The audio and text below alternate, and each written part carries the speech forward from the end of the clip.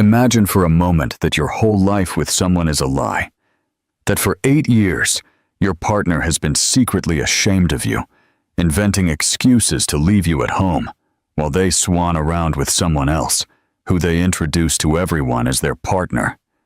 Today, I'm going to tell you the story of a bloody strong woman who uncovered the most brutal truth about her marriage. And what she did with that discovery will absolutely floor you. This is a story of revenge, a massive transformation, and a public showdown that brought the reputations of Sydney's elite crashing down. Clara Evans always had a gut feeling that something was wrong, but she could never quite put her finger on it. On a chilly November morning in Sydney, she looked out the window of her swanky penthouse in Darlinghurst. Watching well-dressed business types scurry towards their offices, she felt the familiar weight of the loneliness that had been her companion for years.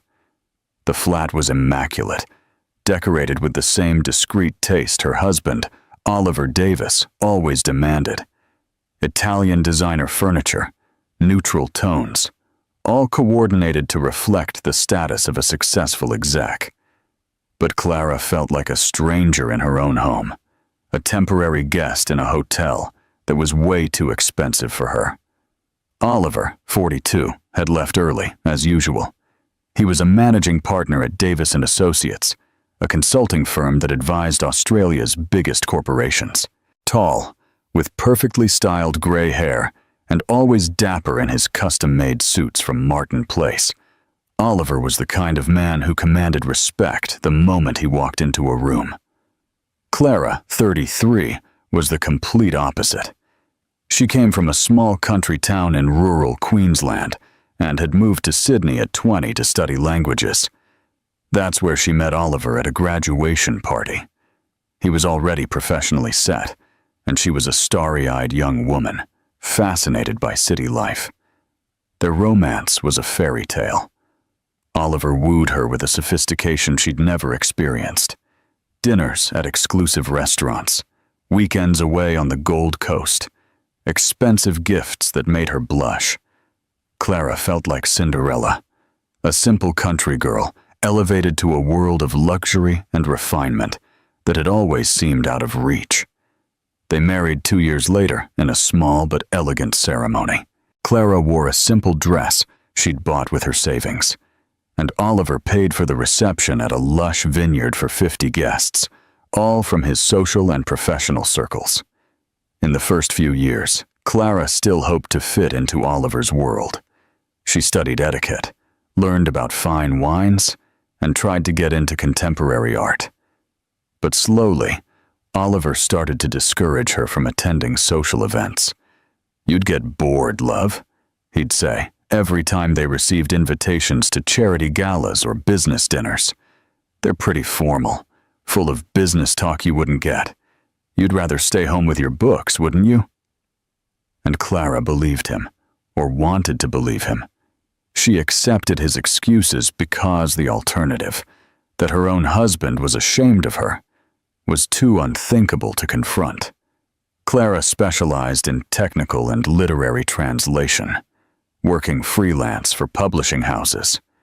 It was a job she could do from home, alone, without interrupting Oliver's social schedule. Little by little, Clara became invisible, even to herself.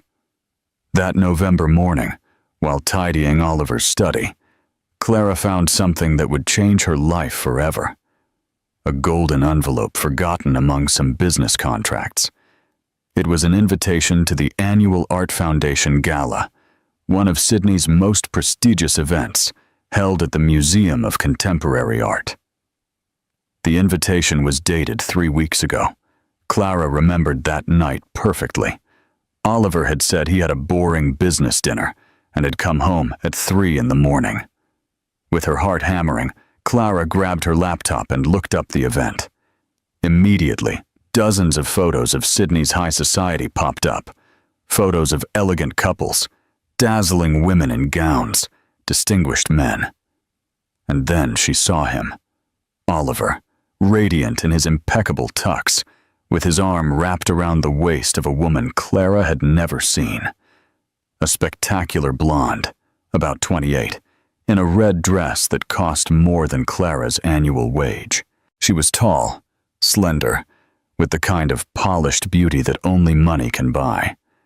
The caption hit her like a punch to the gut. Businessman Oliver Davis and his companion, model and digital influencer, Saskia Benning, at the Sydney Art Foundation Gala. Clara frantically clicked on more photos. Oliver and Saskia toasting with champagne. Oliver whispering something in her ear while she laughed. Oliver proudly introducing her to other couples in his social circle. Clara's hands trembled as she opened Saskia Benning's Instagram. The profile, with thousands of followers, was a showcase of obscene luxury. Photos on yachts in the Whitsundays, trips to Bali, Chanel handbags, sports cars, dinners at Michelin-starred restaurants. In several recent photos, Clara recognized details that absolutely crushed her. The Rolex watch that Oliver had said a client gave him, the pearl necklace that mysteriously appeared in her jewelry box 6 months ago, when Oliver said it was a surprise anniversary gift, the exotic flowers that arrived at their house by mistake from the florist. He was buying it all for Saskia, with the money that should have been theirs. Clara continued her investigation with the obsession of someone who needs to know the full extent of their own humiliation. She discovered that Oliver and Saskia frequented Sydney's most exclusive restaurants together.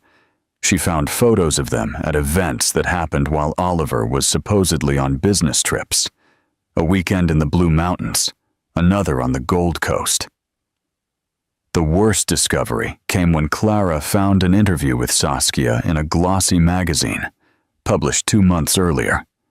In the article, Saskia spoke vaguely but revealingly about her life.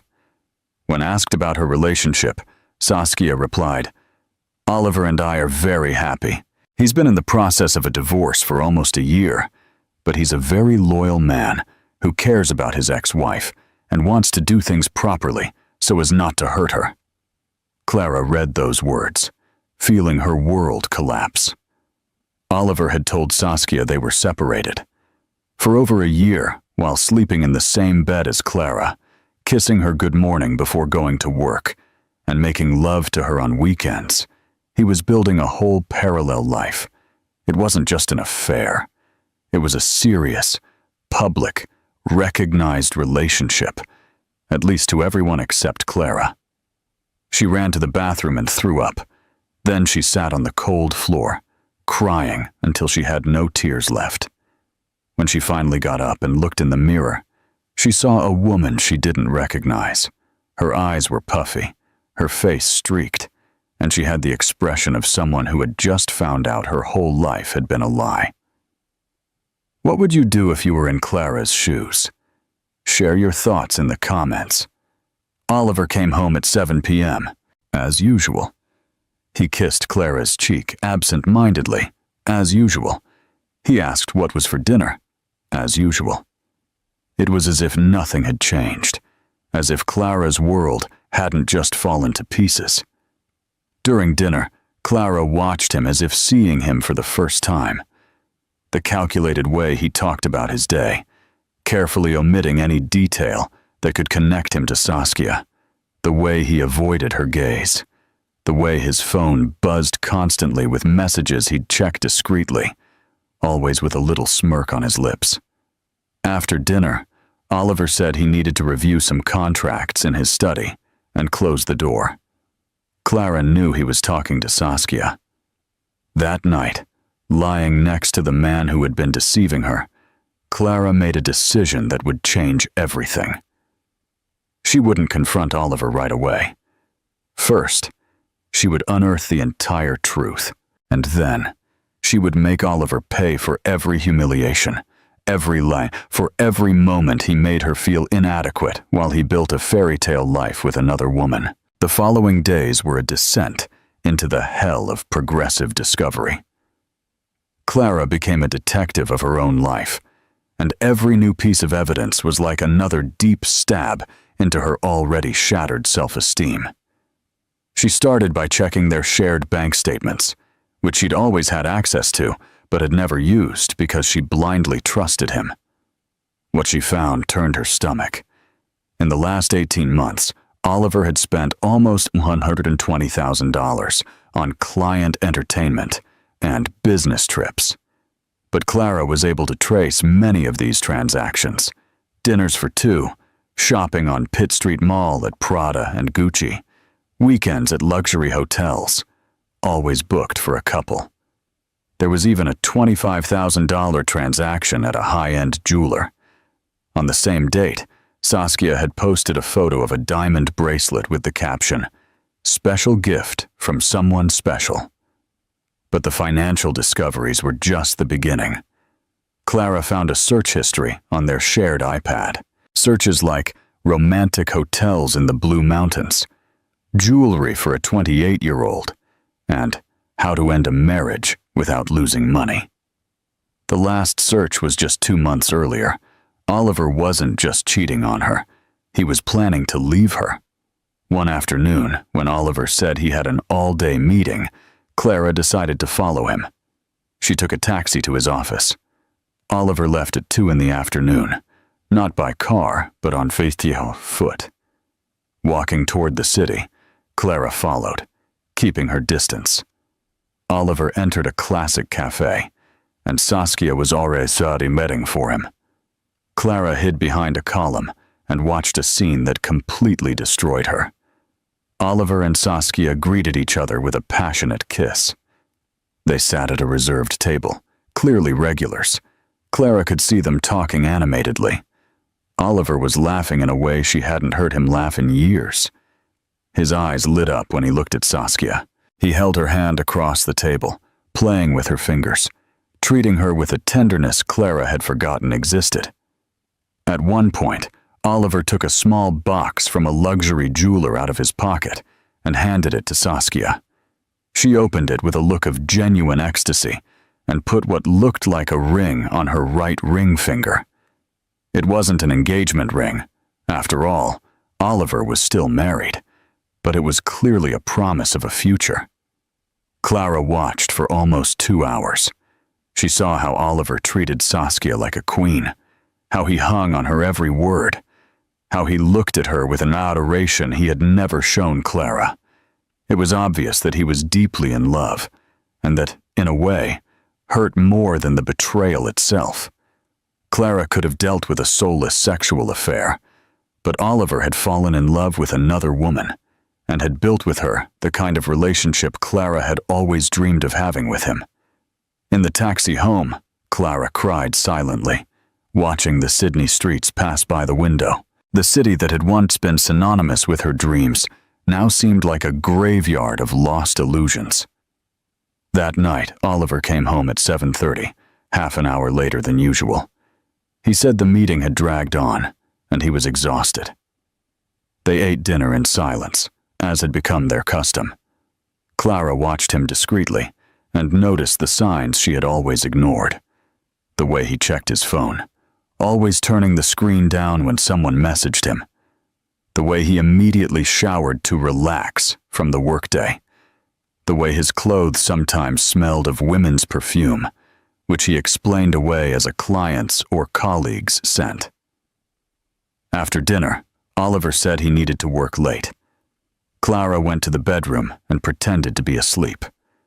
Around 11 at night, she heard Oliver talking in a low voice on the phone in his study. She got out of bed quietly and crept to the door. "Oh no, you know it's not like that," Oliver was whispering. "It's complicated. Clara, she's fragile. If I ask for a divorce now, she might have a meltdown. You don't know her. She's completely dependent on me." There was a pause. "Of course I want to be with you officially. You're the woman of my life, but I need to do this the right way. Gradually, she needs to get used to the idea." Another pause. "I know it's hard for you too, but babe, you deserve more than having to hide me. But think about what we've accomplished together in this time.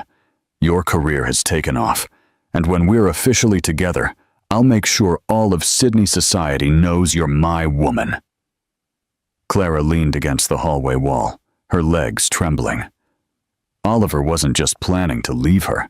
He was meticulously strategizing how to do it in a way that would minimize any damage to his social or professional reputation. "Next week is the Prada Foundation event," Oliver continued. "I'll take you as always. And who knows, it might be a good chance to start talking more openly about our future together." But Clara went back to the bedroom with a broken heart. She lay in the bed she shared with a man who saw her as an obstacle to his happiness, a burden he needed to get rid of carefully so as not to harm his image. For the first time since she discovered the betrayal, Clara felt something more than pain. She felt rage, a cold, calculated fury that began to burn in her chest like a slow but steady fire. Oliver thought she was too fragile to handle the truth. He thought she was too dependent to survive without him. He thought he could manipulate the situation to come out looking like the good guy who worried about a problematic wife until he found a suitable solution. Clara smiled in the darkness. Oliver was about to find out just how wrong he was about the woman he had married. Clara woke up the next morning with a mental clarity she hadn't felt in years. For the first time since the discovery, she didn't cry. She didn't feel the familiar weight of depression. Instead, she felt something much more powerful: determination. While Oliver was showering and humming, probably planning another rendezvous with Saskia, Clara made a plan. She wouldn't confront him immediately. That would give him control of the situation, allowing him to manipulate the narrative in his favor. Instead, Clara would do something Oliver would never expect. She would transform herself into the woman he always said she wasn't sophisticated enough to be.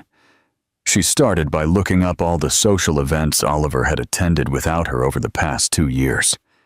She discovered an impressive pattern: charity galas, exhibition openings, business dinners, luxury product launches. All events where an elegant wife's presence was not only expected, but essential to maintaining social status. Oliver had taken Saskia to every single one of these events, sometimes introducing her as a friend or colleague. But Clara knew from the comments she found on social media that everyone in his circle knew exactly what the nature of their relationship was. The most shocking discovery came when Clara accessed Oliver's WhatsApp through their shared iPad. The conversations with Saskia revealed not only the extent of the betrayal, but also the cruelty with which Oliver talked about Clara. "She's getting a bit sus," Oliver had written to Saskia 3 weeks ago. "She asked why I never take her to company events. And what did you say?" Saskia had responded. "The truth. That she wouldn't know how to behave. That she'd be lost among sophisticated people. That it's better for everyone if she stays home doing her little translations." Poor thing. Must be awful to be married to someone who's ashamed of you. It's not shame, my love. It's realism. Clara comes from a very simple family. She never learned the social codes necessary for our world. It's like taking someone who only knows cheap cask wine to a tasting of a 95 Grange. Clara read these messages, feeling a mix of hurt and outrage that surprised her with its intensity. Oliver wasn't just cheating. He was contemptuous of her. He despised her origins, her simplicity, her authenticity. But there was more. "Sometimes I think how different it would be if I had met you first," Oliver had written to Saskia. "You understand my world in a way Clara never will. When we're together at events, I feel proud. People congratulate me. They admire my good taste. With Clara, I always feel like I'm doing her a favor." "When are you going to leave her officially?" Saskia asked. "I'm waiting for the right moment. Clara doesn't have many resources of her own. If I ask for a divorce now, it could cause problems. She could hire expensive lawyers and try to harm me professionally. It's better to prepare the ground slowly. What kind of preparation? Make her realize it's not working herself. Get her to initiate the breakup. That way, I'm the guy who tried to save his marriage, and you're the woman who helped me through a difficult separation. The calculated coldness of Oliver was breathtaking.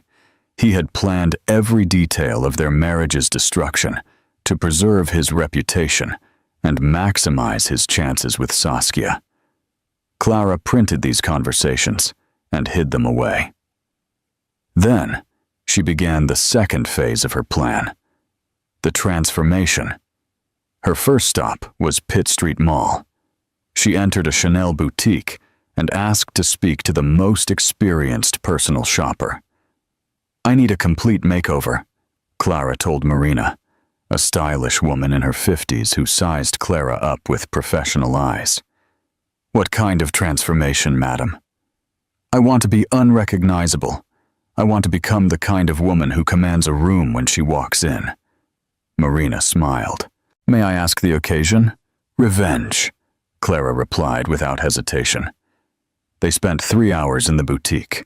Clara bought 2 cocktail dresses, a formal gown that cost more than 6 months of her income as a translator, Manolo Blahnik shoes, bags, and accessories. She spent $40,000 from their joint account, money whose existence Oliver probably thought she didn't even know about. Then she went to Sydney's best beauty salon. She asked for a complete hair and makeup change. "Cut all the length off," she told the hairdresser. "I want a short, modern, powerful bob. And highlights. I want to look like a woman who doesn't take excuses." The hairdresser, a theatrical man named Francesco, was thrilled with the project. "Oh, darling, you have an incredible bone structure. With the right cut, you'll be devastating." 5 hours later, Clara looked in the mirror and didn't recognize the woman she saw. The short hair framed her face, highlighting her green eyes and cheekbones. The highlights gave her a sophisticated glow she had never had. But the most important transformation was internal. For the first time in years, Clara felt beautiful, powerful, and worthy. She returned home with several shopping bags. Oliver hadn't arrived yet. He was probably with Saskia. Clara hid all the purchases in the guest closet and went back to her investigation. She discovered that the following week was the Art Foundation's Winter Gala, one of the most important events of the social season. According to Oliver's history, it was a sure thing he'd be taking Saskia. Clara researched the event and found that it was possible to buy individual tickets for $800 without a moment's hesitation. She bought a ticket with her personal credit card.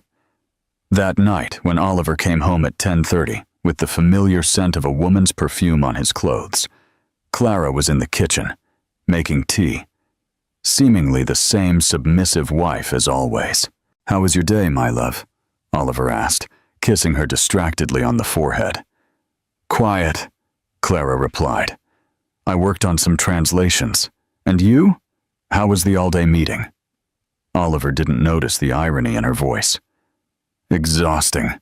Those German clients are always so demanding." Clara smiled to herself. On Saskia's Instagram, posted 3 hours ago, there was a photo of a champagne glass with the caption, "Celebrating new projects with my love." The location showed the Westin Hotel in Sydney. "Oliver," Clara said, with the most innocent voice she could muster. "Can I ask you something?" "Sure. Why don't you ever take me to your company events? I'd like to meet your colleagues, to understand your work better." Oliver was visibly uncomfortable. "Clara, we've talked about this. They're very formal events. You'd feel out of place. But what if I didn't? What if I wanted to try?" "Clara," Oliver sighed impatiently. "Look, I'll be honest with you. These events are for making connections, for impressing clients, for maintaining professional relationships. The people there talk about contemporary art, international politics, and complex business deals. Would you understand what they're talking about?" every word was a deliberate humiliation. But Clara maintained a neutral expression. Do you think I'm too stupid to follow a conversation about art or politics? It's not a matter of intelligence, Clara. It's a matter of environment. You weren't raised in that world. It's like taking someone who has never heard an opera to the opera house. The person might be very smart, but they'll feel lost. Clara pretended to understand and agree. You're right, she said softly. I really wouldn't know how to behave in those sophisticated environments.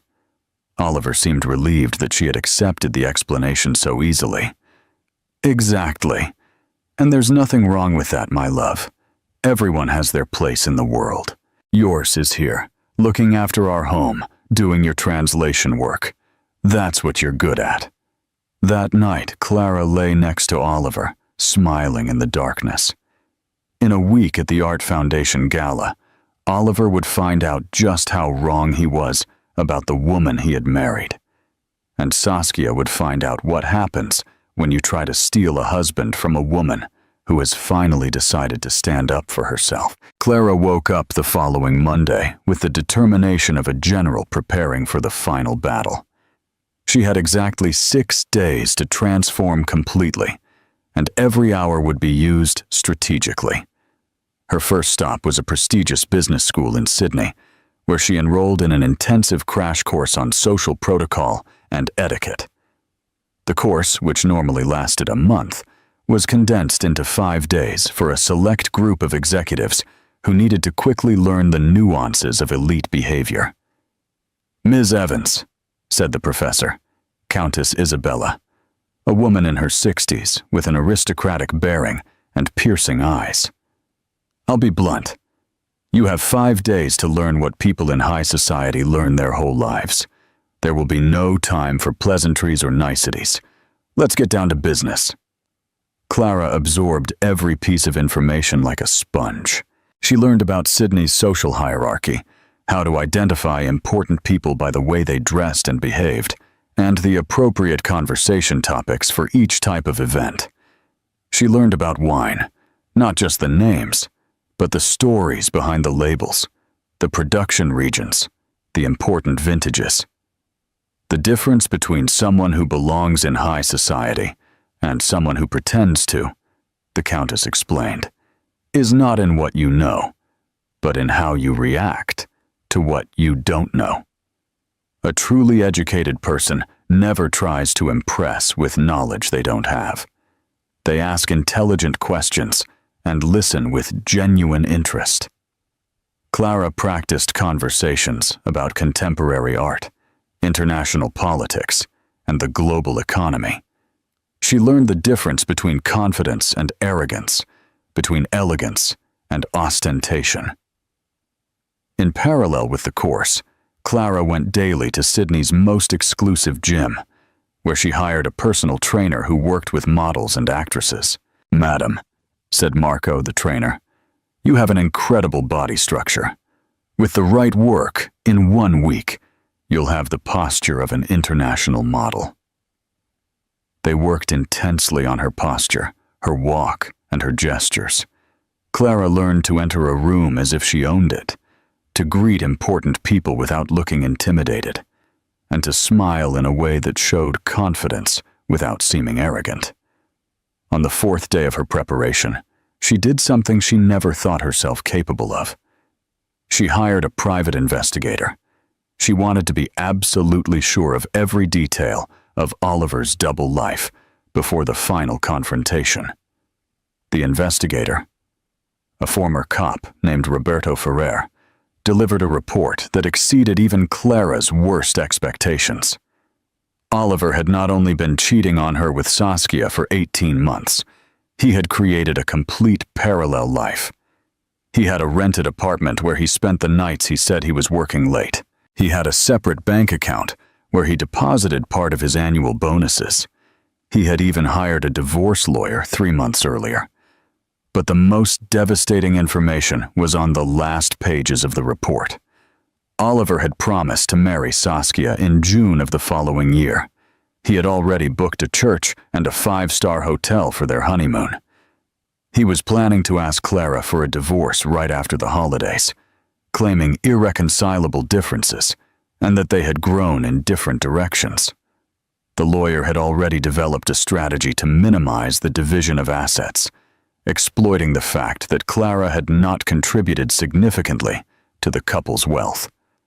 Clara laughed bitterly as she read this information. Oliver really thought she was a helpless fool who would accept any crumbs he offered. On the day before the gala, Clara made her final preparations. She visited a high-end jeweler, not to buy, but to learn. She spoke with the manager about the most exclusive pieces in the collection. She learned about the brand's history, the materials used, and the most important designers. "You have a refined taste," the manager commented when Clara showed knowledge about a limited collection of rare diamonds. "Do you work in the jewelry field?" "No," Clara replied with an enigmatic smile. "I'm just a woman who's learning to value beautiful things." That night, on the eve of the gala, Oliver came home earlier than usual. He was visibly nervous, checking his phone constantly. "Are you all right, my love?" Clara asked with feigned concern. Yeah, it's just, tomorrow there's an important company event. I might be late." "What kind of event?" Oliver hesitated for a moment. "A charity gala. Very formal. Very boring." Clara nodded understandingly. "Right. I hope everything goes well." That night, Clara took a long bath and looked at herself in the mirror for the last time as the old Clara. The woman she saw was already completely different from the one who had discovered the betrayal a week earlier. The modern haircut, the straight posture, the determined gaze. But most importantly, the confidence that radiated from within. On the morning of the gala, Oliver left early, saying he had meetings all day before the event. Clara knew he was preparing with Saskia, helping her get dressed, buying flowers, maybe even a special piece of jewelry for the occasion. Clara spent her day at an exclusive spa, a relaxing massage, a facial, a perfect manicure and pedicure. At 5 in the afternoon, she went to her beauty salon for the final hairdo and professional makeup. "My goodness," said Francesco, the hairdresser. "You're unrecognizable. You look like an international actress." The makeup artist, a French woman named Celine, who worked with celebrities, created a sophisticated but natural look, luminous skin, elegant eyes, and classic red lips that perfectly complemented the dress Clara would wear. At 7 in the evening, Clara was ready. The black Armani gown fit her now toned body to perfection. The Manolo Blahnik shoes gave her height and elegance. The Bottega Veneta bag was a final touch of discreet sophistication. But the most important accessory Clara was wearing was invisible. Her new self-confidence. In the taxi on her way to the Art Foundation Gala, Clara mentally reviewed all the information she had absorbed in the past week. She knew Oliver would be there with Saskia. She knew it would be a public confrontation. She knew their lives would never be the same after that night. But for the first time in 8 years of marriage, Clara wasn't afraid. She was ready to show Oliver, Saskia, and all of Sydney's high society who the real Clara Evans was. The taxi stopped in front of the futuristic building. Clara got out of the car with the grace of a princess and walked towards the entrance, where photographers were documenting the guests' arrival. When Clara appeared at the top of the stairs, there was a noticeable moment of silence. Conversations stopped, heads turned, and cameras clicked. Clara smiled slightly and descended the stairs with the confidence of someone who had always belonged in this world. Oliver hadn't seen her yet. She spotted him across the main hall, elegant in his tux, laughing at something Saskia had said. Saskia was dazzling in a golden dress that probably cost more than a car. But Clara noticed something that her intensive training had taught her to see. Saskia was trying too hard. The jewelry was excessive for the occasion, the makeup was a little too heavy, and the dress was too loud for a cultural event. Saskia was beautiful and elegant, but there was a touch of new money in her presentation that truly sophisticated people would spot immediately. Clara, on the other hand, had learned the golden rule of elegance: less is more. She headed to the bar and ordered a Negroni, not because she particularly liked it, but because she had learned it was the preferred drink of Sydney's elite. While she waited, she complimented the bartender on her accent and commented on the building's architecture. It was at that moment that she felt a fixed gaze on her. She turned and saw Oliver, standing a few meters away, with an expression of absolute shock. For a moment, Clara thought he hadn't recognized her. When he finally did, the expression changed from confusion to utter disbelief. Clara smiled serenely, took her drink, and walked towards the husband who had spent months planning to leave her. The war was about to begin. Oliver was completely frozen as Clara approached. His eyes scanned his wife's transformed look as if he were seeing a ghost. His tuxedo, which had always made him look so imposing, suddenly seemed ordinary next to the devastating elegance Clara radiated. "Good evening, Oliver," Clara said, with a smile that didn't reach her eyes. Her voice was calm and controlled, with a sophisticated tone he had never heard. "Clara, what are you doing here?" Oliver stammered, looking nervously to the side where Saskia was talking to a group of women near the art. "The same as you, I imagine.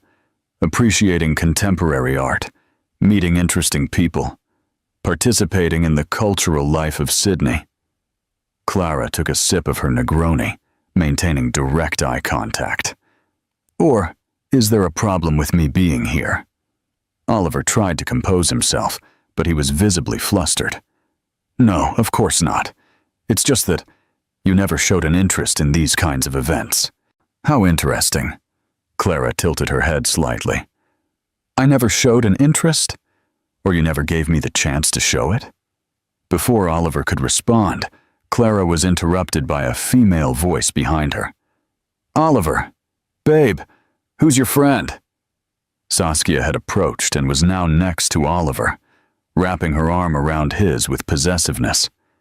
She was even more beautiful in person than in photos, but Clara immediately noticed what her intensive training had taught her to see. Saskia was spectacular, but there was something artificial about her beauty.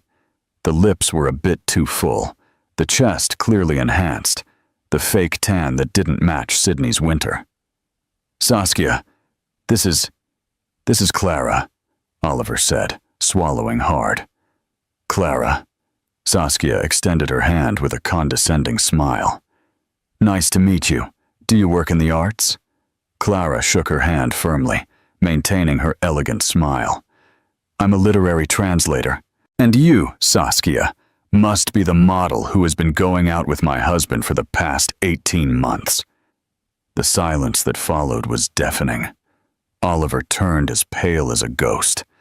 Saskia pulled her hand back as if Clara had given her an electric shock, and some people nearby stopped talking to pay attention.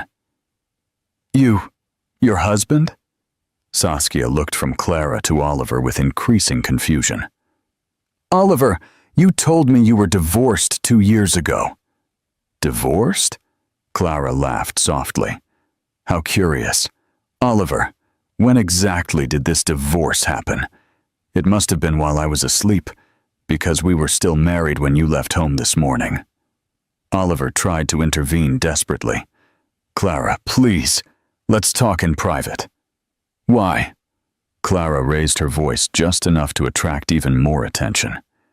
"For 18 months, you spoke in private with Saskia about our marriage. You told her we were divorced, you spent our money to support her, and you took her to events where you said I would be out of place. I think we've had enough private conversations, don't you?" Now, A noticeable circle of people was paying attention to the conversation. Clara recognized some faces from the social photos she had studied. Important business people, artists, and journalists. Saskia was visibly confused and annoyed. "Oliver, what is she talking about? You told me your ex-wife was a simple woman who lived in the country and that you no longer had contact." "Ex-wife?" Clara feigned surprise. "Oliver, did you tell your mistress I'm your ex-wife? How interesting, considering that last night you slept in our bed, in our house, after kissing me and saying, 'Good night, my love.'" Oliver was visibly sweating. "Clara, you're making a scene." "Me making a scene?" Clara laughed with genuine bitterness. "Oliver, for 8 years you made me believe I wasn't sophisticated enough to appear in public with you, that I was too simple, too rural, too inadequate for your social circle." She paused dramatically, looking at the audience that had formed. "You know what I discovered this week? The problem was never that I wasn't sophisticated enough. The problem was that you needed a diminished woman to feel superior." Saskia was beginning to understand the situation, and her expression changed from confusion to fury. "Oliver, are you married? You made me a married man's mistress for 1.5 years? "Saskia, let me explain." "Explain what?" Saskia was losing her elegant composure. "That you've been lying to me since day one? That you've made me look like an idiot at every event where you introduced me as your girlfriend?" Clara watched the scene with growing satisfaction. Saskia was doing exactly what she had hoped, losing her emotional control in public, revealing her true nature beneath the veneer of sophistication. "Actually, Saskia," Clara intervened with a soft voice, "you never looked like an idiot. You looked exactly like what you are, a woman who accepts being supported by a married man in exchange for designer handbags and expensive trips." The insult was delivered with such elegance that it took Saskia a few seconds to fully process it. When she understood, her reaction was explosive. "Who the hell do you think you are to insult me? Oliver told me everything about you.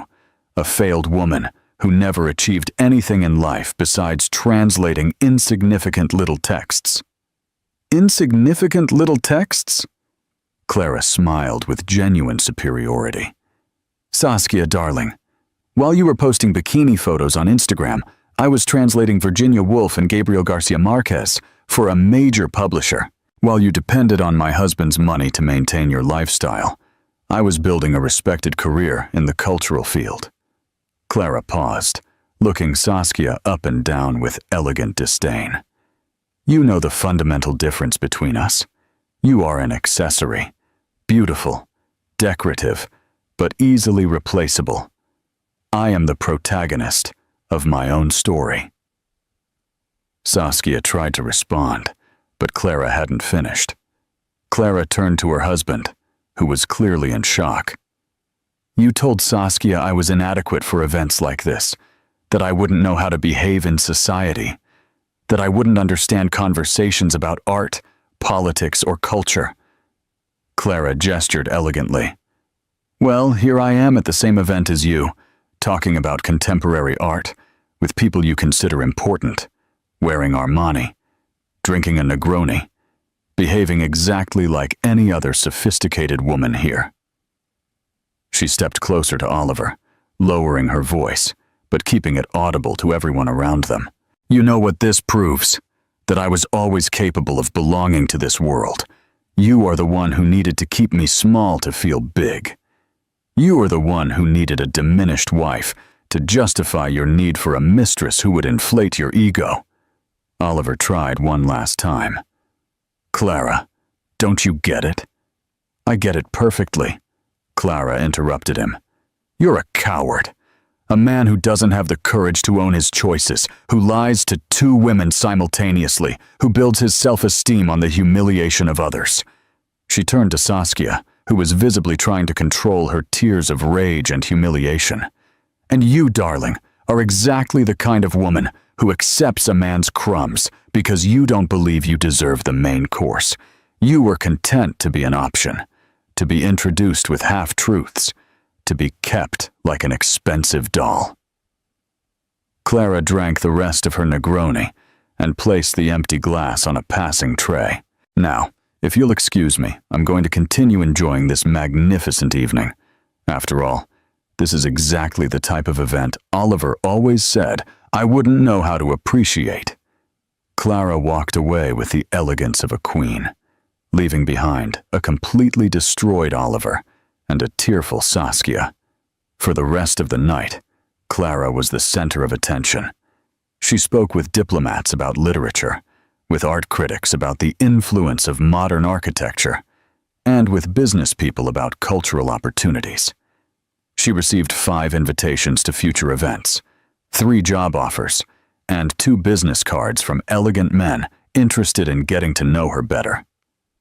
Oliver and Saskia left the event separately, both publicly and irreversibly humiliated. A final word of value. 3 weeks later, Oliver showed up at the penthouse, begging to talk. Clara received him with the same elegance she had shown at the gala. "You were right about everything," he admitted, his eyes red from days of no sleep. "I'm a coward. I destroyed the best thing in my life because of my own insecurity and arrogance." "Saskia left me," Oliver continued. "She said I humiliated her publicly, that she could never show her face in society again after what happened. And she was right."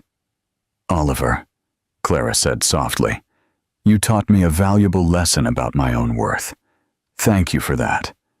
"Clara, can we try again?" "I've changed, No." The answer was firm, but not cruel. "You haven't changed, Oliver. You've just discovered the consequences of your choices. And I discovered that I can be happy without you. In fact, I'm happier without you." 6 months later, Clara was living in a trendy loft in Sydney's Surrey Hills, with a thriving career as a cultural translator and her own book about to be published. Oliver tried to rebuild his reputation, but the public humiliation at the gala had permanently marked him in Sydney's elite circles. Saskia moved to the Gold Coast, where she tried to restart her influencer career, far from the gossip of Sydney society. And Clara finally understood that true elegance doesn't come from expensive dresses or knowing about wine. It comes from the courage to know your own value and the strength to never accept less than you deserve. The sweetest revenge wasn't destroying Oliver publicly. It was discovering that she had always been extraordinary. She just needed to stop accepting the diminished version of herself that others tried to impose. Clara Evans not only survived the betrayal, she flourished. And she discovered that some women aren't born to be supporting characters in anyone's story. They are born to be the protagonists of their own epic lives. What are your thoughts on Clara's revenge? And what do you think happens next in her life? Let us know in the comments below. If you want to see more powerful stories, smash that like button and subscribe to the channel.